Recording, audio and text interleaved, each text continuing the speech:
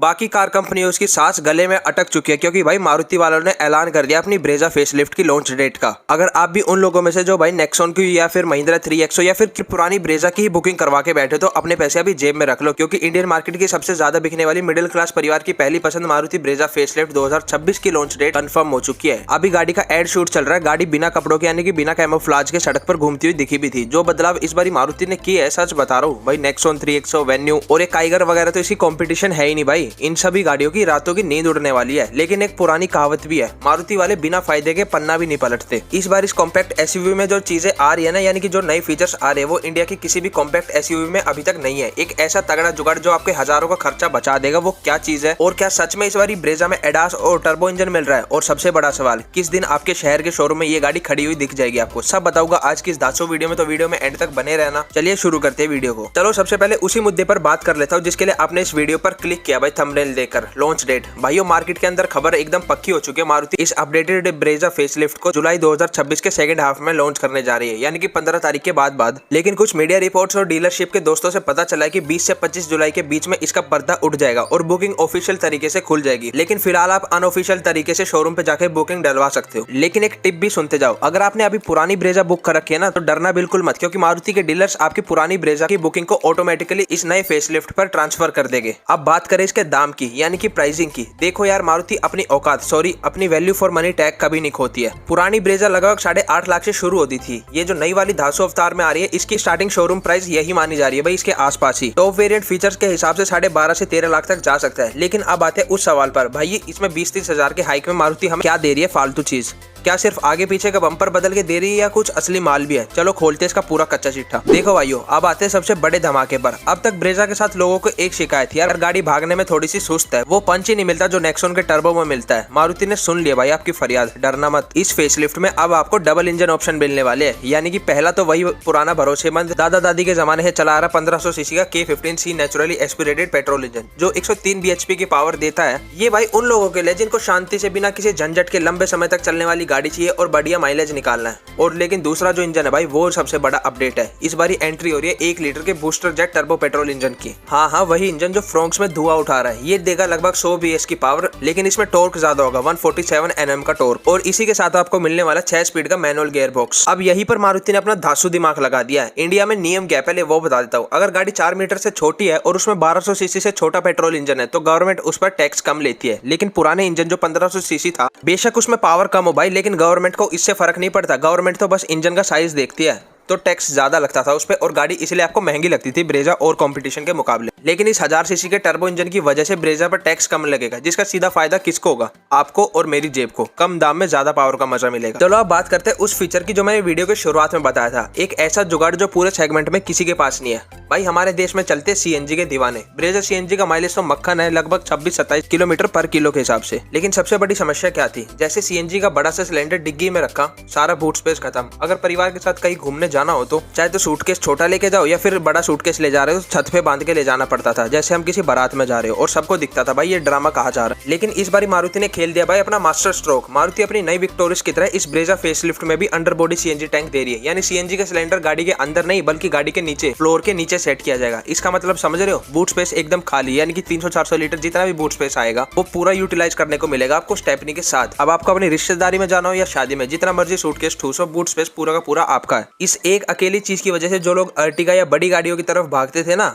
वो अब ब्रेजा ही खरीदेंगे। एक बात कमेंट करके सच बताना, ये फीचर सुनकर मजा तो आया है ना? कमेंट में अभी लिखो मारुति OP।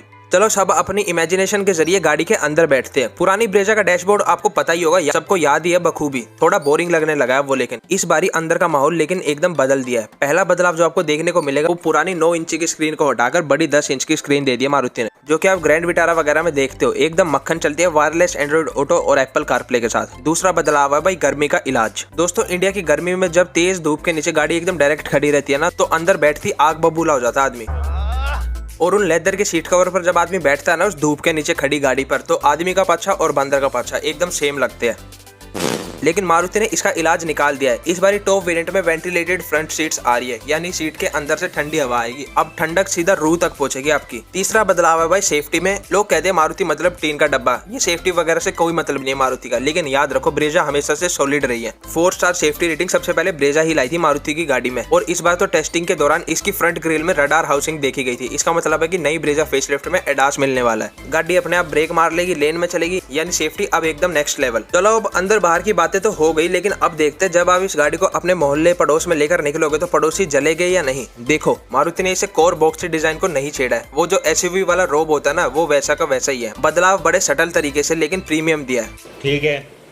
फ्रंट में आपको नई ग्रिल देखने को मिलेगी जिसमें क्रोम का बड़ा सा सही इस्तेमाल किया गया है। साथ ही एलईडी हेडलैम्प और डीआरएल का डिजाइन पहले से ज्यादा शार्प और गुस्से वाला लगता है। और अगर नीचे नजर मारोगे तो बम्पर का थोड़ा सा स्पोर्टी बनाया गया है और एक बड़ी सिल्वर कलर की फोक्स स्किड प्लेट दी गई है, जो इसे एक प्रॉपर ऑफ रोडर वाला लुक देती है। साइड प्रोफाइल में सबसे बड़ा अट्रैक्शन है इसके नए अलॉय व्हील। इनका डिजाइन एकदम हटके और पीछे की तरफ टेल लैंप को थोड़ा स्मोक फिनिश दिया गया है, जो रात में बड़ी ही गजब लगेगी। मतलब रोड प्रेजेंस ऐसी होगी कि लोग मुड़ मुड़ कर देखेंगे। भाई ब्रेजा का डिजाइन ऐसा है कि हर किसी को पसंद आता है, चाहे बूढ़ा हो या बच्चा हो, कोई भी इसके डिजाइन को बेकार नहीं बताता। और अब यार जब कॉम्पैक्ट एसयूवी की बात हो रही है और खासकर ब्रेजा की हो, तो टाटा नेक्सॉन का जिक्र कैसा ना करे, क्योंकि भाई वही इसकी सीधी कॉम्पिटिटर है। 3XO तो भाई इन दोनों गाड़ियों से कम बिकती है, तो सीधा सीधा कंपटीशन इन दोनों में ही बनता है। नेक्सॉन इस सेगमेंट की रानी बनी बैठी है फिलहाल आज की डेट में, और उसकी सबसे बड़ी ताकत है उसकी 5 स्टार सेफ्टी, वो दासो फ्यूचरिस्टिक लुक्स और टर्बो इंजन। लेकिन भाइयों इस बार मारुति ने सीधा नेक्सॉन के गढ़ में घुसकर वार किया है। नेक्सॉन में अभी तक आपको वही 3 सिलेंडर पेट्रोल इंजन मिलता है, जो हाई आरपीएम पे थोड़ा वाइब्रेट करता है, आवाज करता है भाई गड़गड़, जिसे हम अपनी लोकल भाषा में कहते हैं भाई गाड़ी तो कांप रही है। लेकिन ब्रेजा में आपको मिल रहा है मारुति का सुपर स्मूथ 4 सिलेंडर इंजन, जिसका रिफाइनमेंट इतना मक्खन है कि गाड़ी स्टार्ट खड़ी होगी पता भी नहीं चलेगा। प्लस अब तो नेक्सॉन में सीएनजी लेने जाओ तो ट्विन सिलेंडर का जुगाड़ है, लेकिन वो गाड़ी के अंदर ही रहता है डिग्गी में, जिससे डिग्गी आपको यूटिलाइज करने को तो मिलती है लेकिन थोड़ा कम स्पेस। और ब्रेजा में तो भाई इसका उल्टा कर दिया, बिल्कुल फ्लोर के नीचे दे दिया अंडर बॉडी सीएनजी, जिससे पूरी 398 लीटर की बूट स्पेस आपको पूरी यूटिलाइज करने को मिलेगी। और भाई मेरे को बायस्ड बिल्कुल मत मानना, क्योंकि बात सिर्फ इंजन की नहीं है, बात है धंधे की और जेब के खर्चे की। टाटा की गाड़ियों का लोहा तो टॉप क्लास है, लेकिन उनकी आफ्टर सेल सर्विस और पैनल गैप्स के झंझट आज भी लोगों को परेशान करता है। और किसी शहर में जो टाटा के सर्विस सेंटर ऐसे हैं,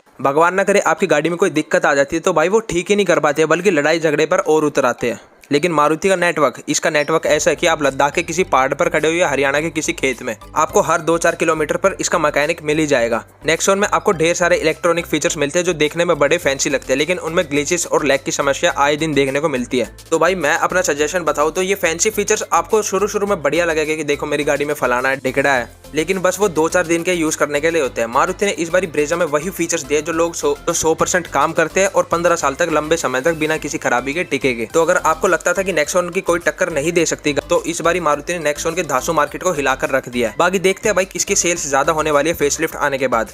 अब आते हैं कंक्लूजन पर। देखो भाइयों साफ बात बोलूंगा बिना घुमा फिरा के, अगर आपको एक ऐसी गाड़ी चाहिए जिसमें सॉलिड सेफ्टी हो, परिवार के लिए धासु बूट स्पेस हो, यानी कि अंडर बॉडी सीएनजी की वजह से धूप में खड़ी गाड़ी में वेंटिलेटेड सीट्स और सबसे बड़ी बात मारुति का वो भरोसा जो कहीं नहीं मिलेगा, तो जुलाई का इंतजार करने में बिल्कुल भी कोई भी बेफजूली नहीं है। सारी कंपनियों की गाड़ियां अपनी अपनी जगह सही है भाई, चाहे नेक्सॉन हो, 3XO हो, वेन्यू हो, काइगर हो, मैग्नाइट हो, जितनी भी गाड़ियां आती है, लेकिन मारुति की यही यूएसपी है जो धासु रिलायबिलिटी और रीसेल वैल्यू देती है ना, उसका कोई मुकाबला है ही नहीं भाई। मन खुश हो जाता है गाड़ी में बैठ के। आपका क्या सोचना है इस नई ब्रेजा फेसलिफ्ट के बारे में? क्या आप 1000 सीसी का टर्बो इंजन लोगे या सीएनजी वाला जुगाड़ आपको पसंद आया? मुझे नीचे कमेंट में जरूर बताना अपना फेवरेट फीचर इस फेसलिफ्ट से रिलेटेड। और हाँ, अगर अपने भाई की वीडियो थोड़ी सी भी बढ़िया लगी हो या फिर इन्फॉर्मेशन जो मैं दे रहा हूँ वो बढ़िया लगी हो तो सब्सक्राइब कर देना और वीडियो को लाइक कर देना और अपने फैमिली फ्रेंड ग्रुप में सब में शेयर कर देना ये वीडियो। मिलता हूँ आपसे अगली ऐसी धासु वीडियो में, तब तक के लिए ड्राइव सेफ।